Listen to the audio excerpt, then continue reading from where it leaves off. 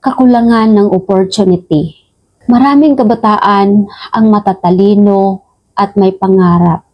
Ngunit kung wala silang pagkakataong makapag-aral ng maayos, makadalo sa tamang training, o kaya makakita man lang ng iba't ibang posibilidad, nawawala ang apoy sa kanilang mga mata.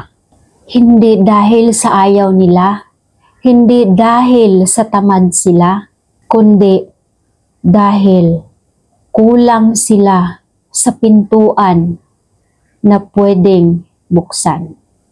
Kung walang tamang gabay ang magulang dahil kulang sila sa kaalaman kung paano yung parenting, kung paano turuan ng magandang ugali yung kanilang mga anak, mapapariwara talaga sila.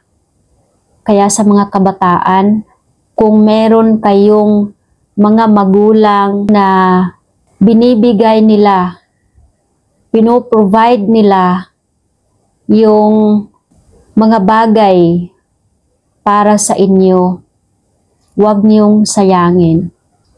Kung gaano sila ka-responsable, kung gaano nila ibinuhos yung kanilang mga sarili para ma-provide lang yung gusto nila ibigay sa inyo, huwag niyong sayangin.